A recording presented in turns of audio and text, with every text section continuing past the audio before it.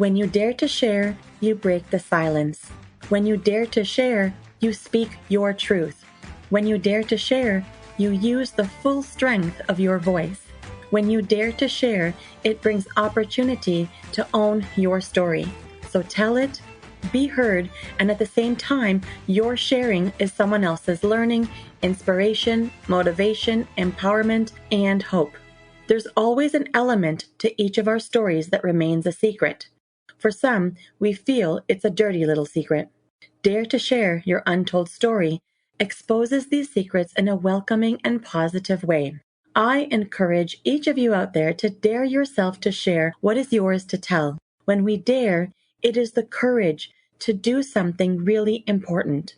Let this be a vow to each and every single one of us that we take risk, we brave, confront, and face what is, while inspiring and empowering all communities. So let's break that silence and tap into mental beauty. This is Salima Jadavji, your podcast host, a practicing social worker, and your mental wellness connoisseur. Welcome to the Dare to Share Your Untold Story podcast, episode number 69. Until she believed in herself, the cycle of abuse continued. To all my fellow listeners, before we get started, I'm just dropping in a note to give you a heads up that this podcast might be emotionally triggering for you. We do invite guests onto the show who share openly about extremely difficult life moments with exposure and impact of what the struggles have been like. The intensity of each episode could have a variable impact on your emotional and mental well-being based on your own personal story. If at any point the topic becomes uncomfortable or upsetting to you in any way, please do not pressure yourself to listen. Instead, be kind to yourself, do some self-care, and perhaps give another episode a try. Today, I have the pleasure of introducing our courageous and daring guest, Alexandra Pinto. Alexandra identifies as an immigrant woman who moved from France to Canada in 2014. While enduring many struggles of her own, she always challenged herself regardless of the odds she faced. Alexandra studied English upon arriving to Canada and then pursued further education and obtained a business digital marketing diploma at CDI College. During the pandemic, she furthered her career development and got her license as a mortgage agent and most recently, now licensed to manage life insurance. Alexandra had great pursuits to be an entrepreneur, which she has now achieved. One main aspect of her driving force to do so was to be there for her son and have the flexibility to manage various life curveballs while not being tied to a 9 a.m. to 5 p.m. job. Alexandra continues to challenge herself to grow, face her fears, and continue to see the brighter side to any situation. She's a firm believer in affirmations and the law of attraction, and attempts to apply these principles in her daily life, which has evidenced the positive outlook on life which she has been able to create and manifest for herself. Hello, Alexandra. Welcome to the Dare to Share Your Untold Story podcast. Hello, hi. Hi. I'm so happy that you are on the show today. I'm really excited, Alexandra, to have this opportunity to speak with you, for you to be a guest on the show. And, I often share that I'm really grateful for a guest's willingness to tell their story. So I'm really, really excited and really gracious that you're willing to be here to tell your story. I feel honored to encounter guests who allow me to tap into their vulnerabilities and draw on their strength, insight, and inspiration from the stories that get shared in the space. It means a lot to me. And it's really important that we take a stance together to help break barriers of mental stigma. Yes, absolutely. Thank you for having me in your show. Oh, of course. Yeah. And so tell me, what is it about this podcast that has piqued your interest? That's give me an opportunity to talk about my story, and also this is a healing process as well. Absolutely. And that's just it, right? So in this podcast, it's all about bringing forward those untold stories that people go through, whether it's directly about a mental health struggle or something else. And one thing that we know is that no matter what a person's story is about, there is impact on one's own mental health in some way. And it typically remains tucked away.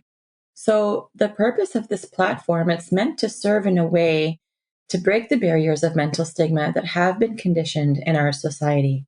So today, together, you and I, it's my hopeful mission that we both will have this space to encourage people to share and tell what individuals typically, have reservations for expressing. So I continue on this path to break down barriers of mental stigma, and I bring forward a trend, and it's called the mental beauty rethink. Alexandra, share with me what comes to mind first when you hear the phrase the mental beauty rethink. The mental beauty rethink. Yeah. I guess the beauty is inside us, and we need to believe in ourselves, to believe in our worth.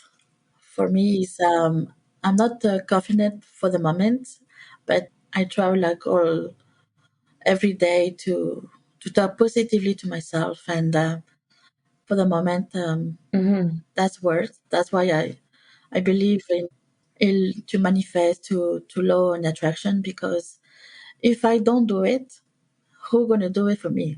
No one. Right. And so it's like this notion of embracing yourself. And there's one thing that I personally like about what I'm hoping to create is this idea to invite people to have a new vision or a new way to see, instead of mental stigma, when we say mental health or mental well being, when you say mental beauty, Hmm. you started to talk about the need to believe in our worth and this confidence and inviting strength into you, right? Yes, absolutely. And so this is what I'm hoping, that just by changing our language and being more aware of the words that we use, we can Hmm. allow a more open and invitational process for others to be included. So these are really important messages that we are talking about here. So thank you. Yes. Mhm. All right, Alexandra, I'm ready to unpack your untold story and see what reveals itself. Are you ready? Yes, I'm ready. Awesome. Awesome. That's just what I wanted to hear. So let's get to it. That's perfect. Okay. So, Alexandra, give us the newspaper headline of how you would title your untold story. How would it read? Despite the toxic environment she lived and grew, she's a superwoman. All right, say it one more time. All right. Despite the toxic environment she lived and grew, she's a superwoman. Amazing. How did it feel to repeat your title? Does it feel powerful? Yes. Yeah. It sounds very empowering. It sounds very uplifting. Of course, yeah, even the word superwoman, yes, Hmm. that is super strong. Yeah. Yeah. And you feel more grounded when you say it. She's a superwoman. Yes, because I am. Amazing. Look at you claiming that. I want you to remember that and say that to yourself on a regular basis so that you can feel grounded, and that however you've pivoted in life, that you remember that direction and focus. Wow, so empowering. Now, even though I really would like you to say more about the title, I'm just going to allow it to, run its course when we dive into your story, because I have a feeling that if I ask you to unpack or say a little more about this title, it might take away from the unfolding of your story. So instead, let's just get right into your story. So tell us what your untold story is all about. All right. So I was born in France and I grew up there. Mm-hmm. My parents, they're from Chile. Okay. So my mom, she's a very strong as strict person, very strong character. So I grew up with a very low self-esteem, no confidence, and basically I didn't love myself. Mm-hmm. When I decided to come in Canada, 1 month later I met my father and my son, Mm-hmm. and then it was 6, 7 years of toxic relationship. It was psychological, financially, emotionally. physically, toxic. I called 911 so many times. Mm-hmm. I was involved with CIS as well so many times. And I went to different shelter. Okay. So lots of abuse in a lot of different ways when you came to Canada. Hmm. Can you tell me, Alexandra, before you came to Canada, you mentioned that, you grew up with a very strict mom. She was very strong in character. Can you talk about, if any, the kind of abuse that you experienced in France? So she didn't hit us. It's not the physical. It's more emotionally psychological. Okay. Because if you don't follow her way, she push you down. Like you got lots of put downs and Yes, yelling. Okay. yes. Mm-hmm. She's very person who's protective, and I love my mom anyway. Of Even course. now, I love my mom, and I know like be a mom is very hard. We need to protect our children, and I think this is her way. This is the way she knew. Yes, because she lived like she grew up like that with my grandfather. He was very strong, strict person. So that's why she grew up like that, and that's why I grew up. And unfortunately, she's a very stronger than me. Mm-hmm. That's why when I grew up, and she say like, no, you need to lose weight, and you can find love with overweight. You can do things with because you're so on overweight. When you're a teenager, when someone say no, don't do that. Okay, so teenager, you're gonna do the opposite. Yeah. Yes, Teenager for sure, but any age, as soon as someone tells you don't do that, that's the first thing you think about doing, right? of course, of Mhm, course. mhm. So don't eat chocolate. So okay, I'm hiding and eating chocolate. Right. Okay. I see. So basically, when she said, "Don't do that," don't do, I'm doing the opposite. Right. And Okay. even she said, "Okay, doing diet." No, no, why? Why I need to do diet? I'm feeling good like that. So why? Because she say, or because the other person, or I can't find love, or I don't deserve it to find love because I'm overweight. No, I'm a person. Like I have the same blood. Like I Hmm. don't understand. So that's why I was very rebelled. Right. And me and my mom, yes, we don't get along, but Hmm. I love my mom, and I know like I have her support. But sometimes she called me and say, "Okay, did you lose weight? Did you find someone?" So pressure. And for me, like, okay, so you're a girl. Basically, you need to get married, have children, get job, and that's it. No, for me, I want to travel. I want to see the world, and doing differently. So she had a different perspective or a different prescription for living life and the order in which you're supposed to live it. And you wanted to be more of an explorer and see what life is all about in whatever order. Yes, absolutely. And so that's why we always argue, we dispute all the time. But that's why my vision it was not the same like her. So that's why I was the villain duck, Right. like they say in French, le vilain petit canard, the black duck. Okay. Okay. So because I didn't follow her way, like she want for me, like I know she want the best for me.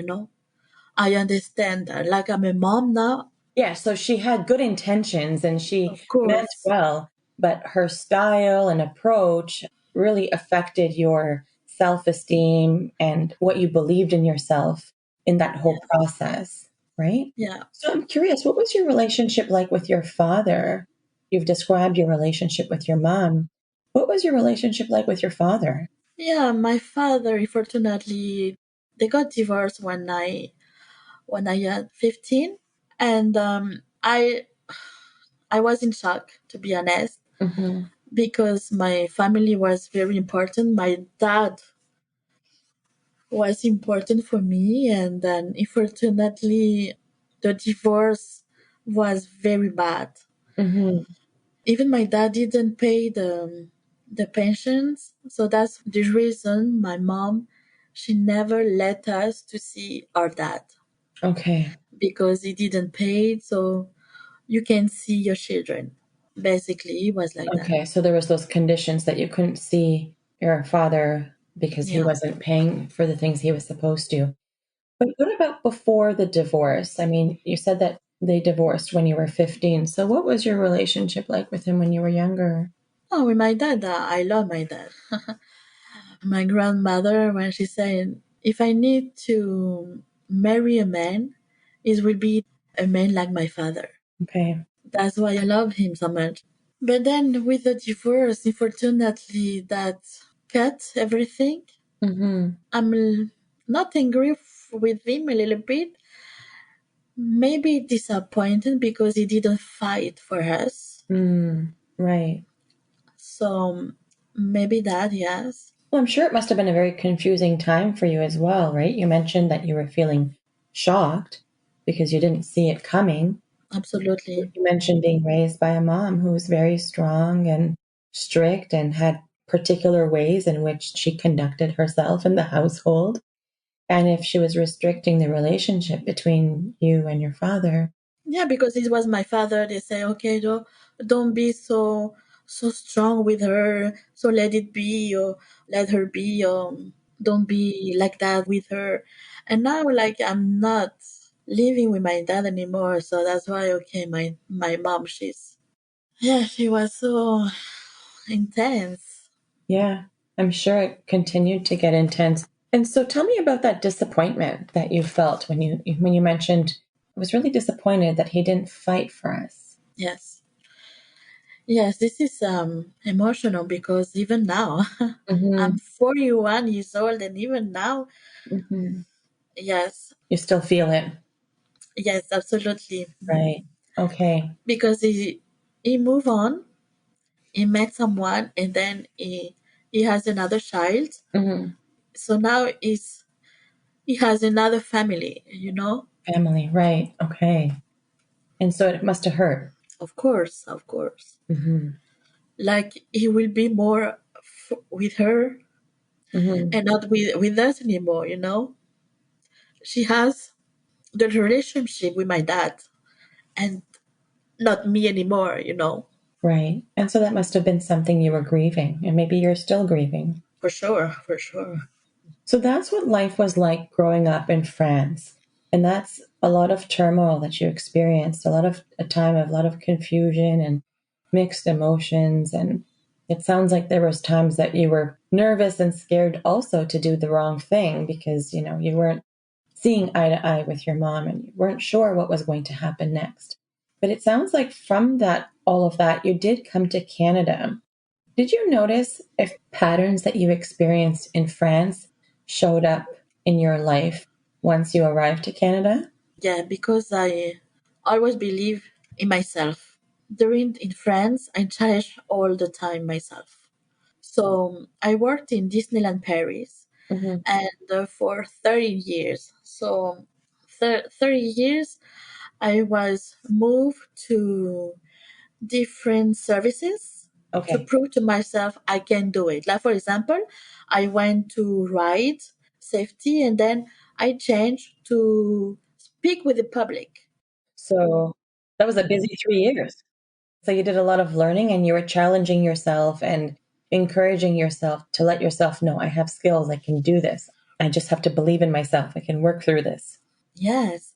And that's why to prove to myself, not because I'm on overweight, that's me like I can do things. Right. That's why I don't would like to believe to my mom and say that's not define me.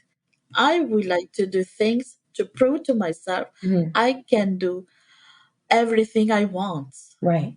And so with that attitude, you came to Canada? Yes.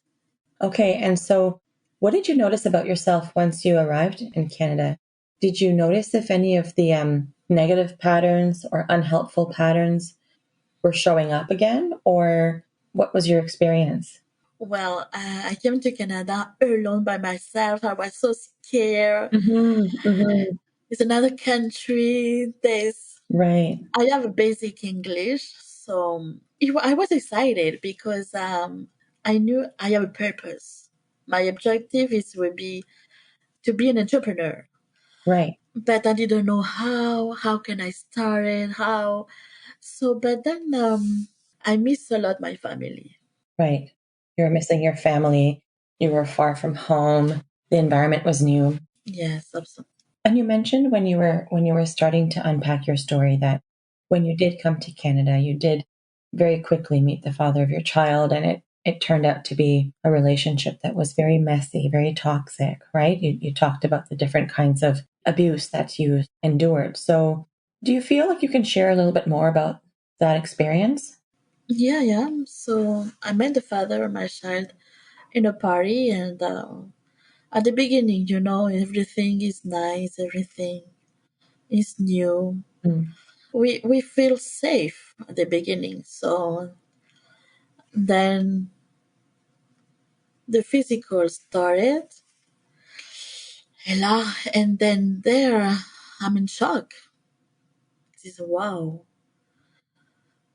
what happened?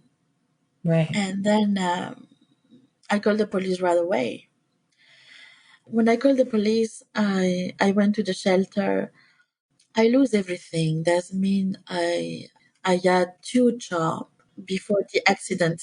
Sorry, Alexandra, when you say you lost everything, what do you mean? Are you talking about the jobs that you were just mentioning, that you lost your jobs because you were in a shelter, or did you lose your belongings in your home? No, no, no. And no, I lose my freedom. Your freedom, I lose the job. But when you are in the shelter, you don't have, your identity. yes. Okay. So you not dominate everything. So you have, but that's good because you're safe environment. But because okay, you must to eat at that time. If you Mhm. lose it, okay, you can't. You have a fridge sometimes, Right. and sometimes you can do your own, but some shelter don't. You didn't have the autonomy to really make decisions and live the life the way you wanted to. Yeah, Did it feel like for you that everything I've worked for has gone down the drain? Did you have that kind of feeling? of course. Yeah. Because when I came in Canada, I was okay. I started a job with a restaurant. I did dishwasher, and Mhm. then I was also working at Tim Horton. Okay.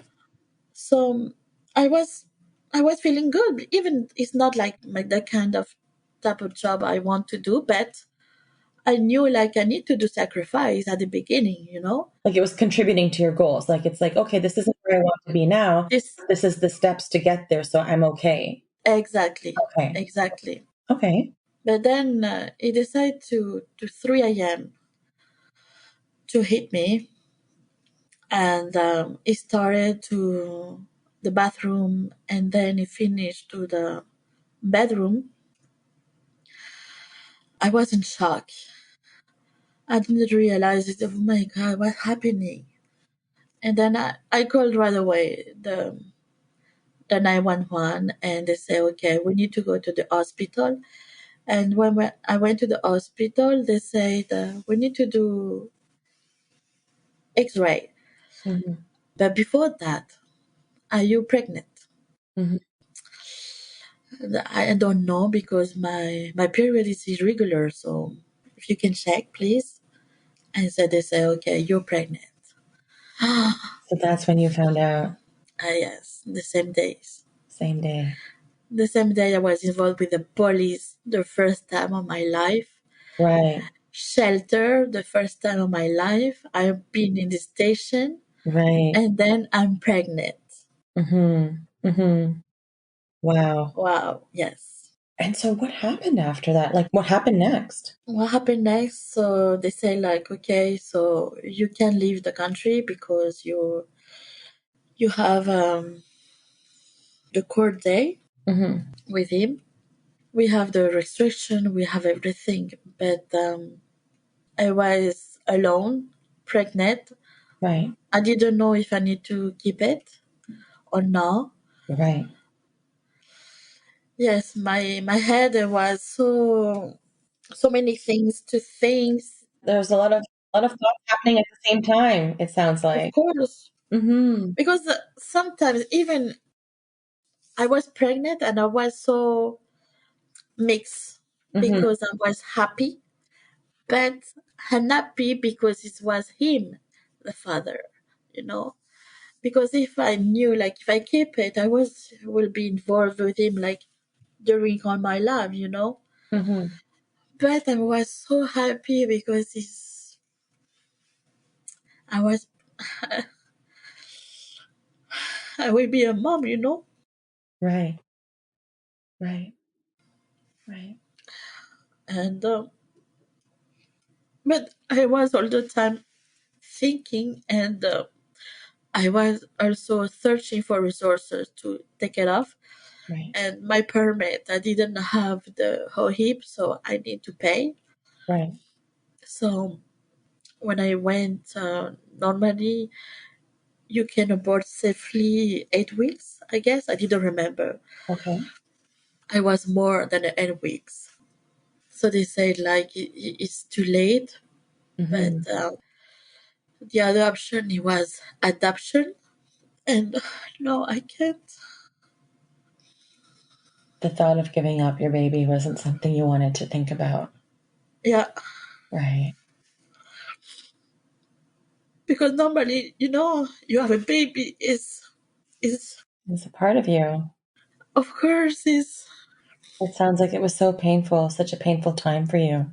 yeah, at that time, yes, Mm-hmm. because I didn't know if I need to keep it or not, you know. Right. Just because I don't want to be involved with him, you know, Right. with the father. Right. And it sounds like, you did keep your son and your son is with you. And it sounds Yeah. like from some of the things you described up to now, is that it had been very much an emotional roller coaster where personally for yourself, there was a lot of different thoughts and emotions running through your mind. And maybe there was some identity crisis and what do I do? Where do I go? How is it life going to work out? Along with all of the ups and downs in this relationship, right? At what point did the relationship change? Or for how long did this abuse go on for? So when I moved to shelter the first time, I go back with him because I lose my apartment. Hmm. I don't have any choice to live with him. So and I lose my job too. And even pregnant, I couldn't do the stuff I'm not doing in Tim Horton. So you were dependent on him financially at this point. Yeah. Yes. Okay. And so how long did all of this last for, like after you had your son? So yes, it was a roller coaster during the abusive relationship thing 6 years because I was with him and then I go back to shelter and then the shelter I go back with him is a cycle, you know, Right. because I was alone, I was not working and I was with my son. Okay, so he's the father, so okay, so I go back. But then I don't support any when he started to hit. Right. All that bad behavior, Yes, threatening. okay, so I go back to shelter. Right. That's why the CIS was so many times involved with us, and they said to me, "Yeah, you need to make a decision." Right. But at that point, I wasn't ready. Right. You weren't I ready. wasn't ready, Mhm. and even when you grow up with a toxic environment, so that's why I thought maybe I deserve it. Mm. Mm-hmm. Maybe because, okay, like my mom, she was like that too. So Right. she wasn't physical, but it's Yes. the same pattern. Yes, absolutely. So like all these different unique circumstances that you grew up with and then coming to Canada. So even though the abuse looked different or how you were treated looked different, there's the pattern. Maybe I deserve to be treated this way. Maybe there is something that I'm not doing right. Maybe this is my worth. Does that sound right in terms of what was going on in your mind? Yes, absolutely. It was like that. Mm-hmm. And so it even got to the point where Child Protective Services was saying, okay, Alexandra, you need to make a decision here. You're doing the yo yo thing where you're going in and out of this mess, right? Mhm. And so at what point did you make a change or make a choice that's different than going back and forth into that same cycle During COVID, during COVID? during the quarantine, we're living together. So, what was that like to live with an abuser during COVID, during the times of like quarantine and isolation, where we're supposed to be, keeping contact with the outside world to a minimum? It was worst. Yeah. Okay. It was worst because I was living with him and I didn't know when. I was living in fear. I Mm-hmm. didn't know when he gonna snap, when he gonna have his bad behavior, when he will be aggressive, when he will be bad words to me. You didn't know what he will say, when he'll say it, if Yeah, he'll become aggressive, if he'll be kind. It doesn't sound like you had any peace. no. And for him, like, he's drinking and also Mm, he's smoking. And when he drank, like, oh, it would be worst. right. After COVID, when the city started to open up its door a little bit, I Mm-hmm. said, no, I can't. Mm-hmm. I don't want to give to my son this kind of environment. Mm-hmm. Mm-hmm. So I decided to stop and I said, sorry, no, I go to my own. So you eventually put up the boundaries and you started to allow your voice to be heard. Yes. Okay. And how did it feel to use your voice finally? It was so relieved. Yes. Yes, because I wasn't talking, I was screaming because Mhm. I was so disappointed to myself because I left France to a toxic environment to do the same thing in Canada. Mhm. So I was so disappointed and like, how? Why? Could you stay all the time or could you come back? Like, it don't deserve you. Like, no. Right. It's like you had an aha moment, like a light bulb went off inside of you, and you were like able to tell yourself, I actually deserve more. I don't need this. I don't need this pattern to repeat itself. And I'm going to make a change. Absolutely. Absolutely. And I say, okay, Alexandra, you deserve better. Right. You deserve to be loved. Right. You deserve respect. Hmm. Right. I love that you did that pause for yourself and you're like, okay, Alexandra, stop for a second. And I love the dialogue that you had with yourself. That is so important. Was that the point that was made it very clear for you that, yeah, I'm going to do it differently now? Yeah, sure. Hmm. And also, my son was my strength because, like I said, I don't want to give him this kind of environment. So I need to change. Hmm. If I don't change, who gonna do for me? No one. Right. Don't the shelter, they helped me a lot. I was safe in those shelters. Right. But the cycle of abuse is always, Continuing. yes. And so you were doing a lot of things that were resourceful, by the way, from what I heard. Every time there was an encounter, even though you tell me that, you were so scared, it's like something inside you knew to call the police. There were certain things that you didn't tolerate, and you did make sure that you got help. I get it was a messy process all along, but it seems like the more you trusted yourself, the stronger your voice got until you decided, I'm going to be loud, I'm going to be bold, and I'm Mhm. going to make sure that I change this pattern. And you really took that and went with it. That is so, so admirable. Yes, it's true. Like, every time he has his bad behavior or he started to hit me, Hmm. I said, no, no, no, I can't. Right. And good for you. Good for you. And unfortunately, like, oh, I'm so sorry, come back. And then we say, okay, we saw, okay, oh, maybe I can change him. But no, no, we can't. Because all the time we say, oh, the woman can change the man or something like that. And no, we can't. Right. Hmm. Sometimes we can do, but for my case, is no. Yeah. So, Alexandra, when people come to see me for therapy, people are typically in one of three places. Some people are getting started, where they're trying to understand what they need to unpack, where they need to go. Some people are in the middle of some of their tumult, and they need some support to navigate and figure out how to go through those pieces and support during those particular moments. And some people are looking back. They want to make different life choices, or they want to bring some closure or peace so they can move forward in their life. What part of the journey would you say that you are in? Would you say that you're getting started, in the middle, or looking back? For me, I'm getting started. Okay. I know like it will be a journey. There'll still be a path to chart that you feel. Yes. Hmm. So, Alexandra, tell me, while you are getting started, tell me so far, what has been a healing signature for you on your journey? My healing signature, like I talk to myself a lot. Positive self talk. Yes, and also I saw a therapist. Okay, amazing. Yes. Good. Okay. And so you talk to me about the cycle of abuse and patterns repeating, and how abuse might have looked different when you were younger, growing up in France, and the different scenarios and emotional roller coaster of events that you went through back home. And then a different sort of cycle with a very similar pattern repeating itself here in Canada.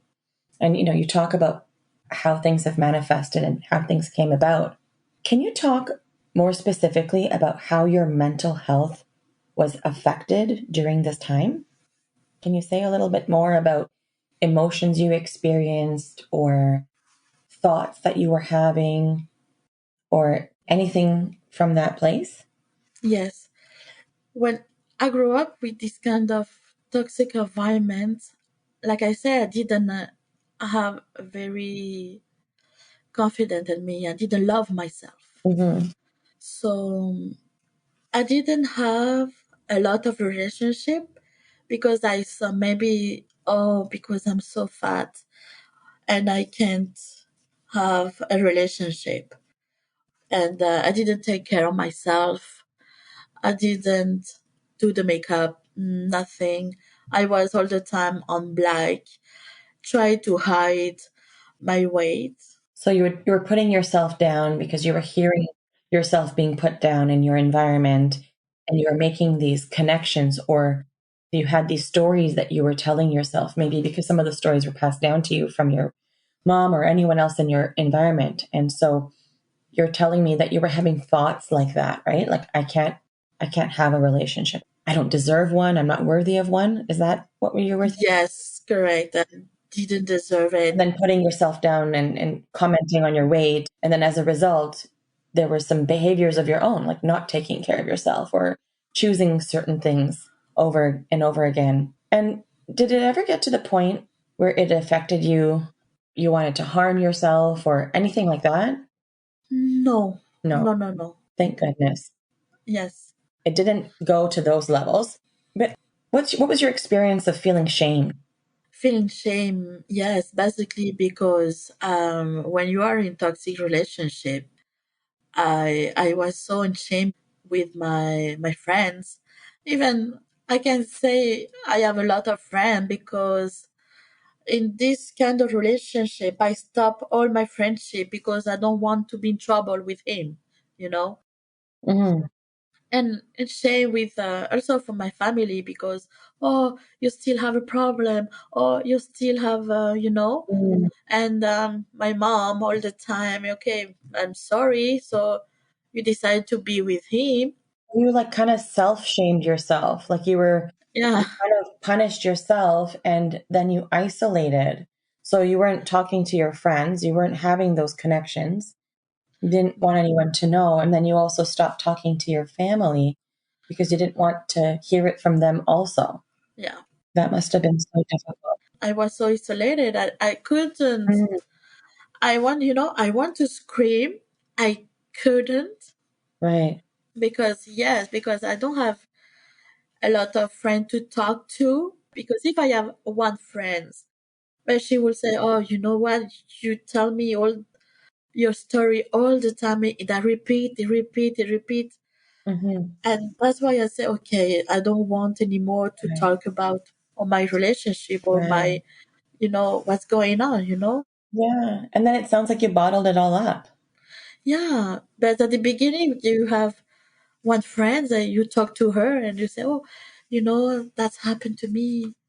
And, and you say, okay, well, so what did you do? Right. And, oh, I called the police and I went, but then you come back. Right. Yeah. And then people question you, so then that didn't help. Okay. So, Alexandra, tell me, what's your key message to the listeners of our show? What do you want them to know? My message is whatever happened to you, what kind of situation, don't isolate yourself. Say try to look to search for resources because they have a lot of resources. Mm-hmm. But don't isolate yourself and Mm-hmm. believe in yourself. You're worth it. We deserve better Mm-hmm. and you're not alone. Mm-hmm. These are really important messages. They sound simple, but I think we need these reminders on a daily basis, right? It's a really important message that you're sharing, a message to say, if you face any struggle, abuse, whatever it may be, believe in yourself, love yourself, pursue your desires, know that you deserve better. I love your message, really highlighting the message of a person's worth. That's awesome. Okay. So I'm curious, can you share with us what is your game changer inspiration that's close to you that reflects your untold story? So at any point, was there like an inspirational quote or a book or a person or event or something that really became game changing for you that helped you pivot or was a reminder for you to get yourself in the direction you're in now?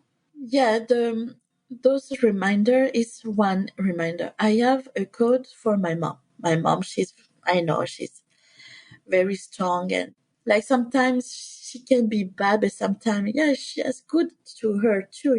That's why I love her, right? Yes. So my mom, she share me all the time a code like when one door is closed, they have always another door open to you. Yes. Always continue. Everything is possible. Everything is possible. Everything has a solution. So that's why I say to me, everything has a solution. So you have this kind of relationship. What's your solution of this situation? My solution is stop the relationship and pursue my own. Right. So that's why after I got my mortgage license, my life insurance license, and now I'm an entrepreneur. Mhm. I working from home. I want to be there for my son. Right. And it sounds like this quote, which is really a famous saying, right? When one door closes, there's another door that opens. Yes. It really seems like you connected with it and it really helped you to look for a solution and help you pivot. So it's so nice that you were able to connect to those words. It's so important. Yes, absolutely. And so, Alexandra, if you can share, what's a cause or an organization that has been really impactful to you on your journey that you'd like to give a shout out to? Yeah, so those shelter who helped me a lot was one North York Women's Shelter. I've Hmm. been there for 1 year and they helped me a lot. It was just in those shelter I was feeling safe or where I can be myself. So it was one of your women's shelter. The other one is La Maison, is a francophone one, and also to have this kind of French shelter is your country but safe environment. So it's so nice to have those, and you can talk with your own language, explain everything, all the detail. Yeah, So that's amazing. I'm sure it must have been so helpful, and I'm glad they were both available to you when you needed them. Yes. That's pretty awesome. Okay, so tell me, Alexandra, how can people connect with you if they would like to? What are your social handles? Yes, on Instagram at alexandra.npinto. Mm-hmm. On Facebook as well, Alexandra Pinto. And on LinkedIn as well, Alexandra Pinto, yes. Amazing. So Instagram, Facebook, and LinkedIn. That's excellent. So we have a show notes page. So people can go to daretoshare.co and they can click on your name, Alexandra Pinto, for today's episode, and they'll be able to even connect with you through there, through these platforms. That's awesome. All right. Alexandra, guess what? Yes. You've just dared yourself to share. Congratulations. Thank Yeah, you. you did it. Good job. Oh, Yeah. amazing. So thank you, Salima. I'm honored that you took a risk and you shared your story. And in fact, I would just like to even take another moment to express my deep gratitude for this story that you've shared today. Enduring cycles of abuse that started from a young age and repeatedly show up in these different facets of your life, and sharing intimate details of the experiences that you had really has been nothing short of courageous. So I'm truly grateful to have been able to hear and witness your story today. So I have nothing but thank yous for you. Thank you for the deep conversation and for all of your daring, and thank you for all your sharing. Thank you. No, thank you to you to have this podcast and this platform, Mhm. to have this possibility to have these words so we can share our experience and we can do great things. And that's why, Salima, I'm so grateful to you. Oh, it's been my pleasure. It's been nothing but a pleasure. And this is exactly what the platform is for, is so people can feel safe. It's an invitation to share. It's an invitation for us to empower, to inspire, invite people into the space. And just remember the risks and courage that you had to share your story today helps other people share their story tomorrow and the next day and the day after. So, once again, Alexandra, thank you for being part of Dare to Share Your Untold Story and helping to be a voice in breaking down the barriers of mental stigma. Thank you.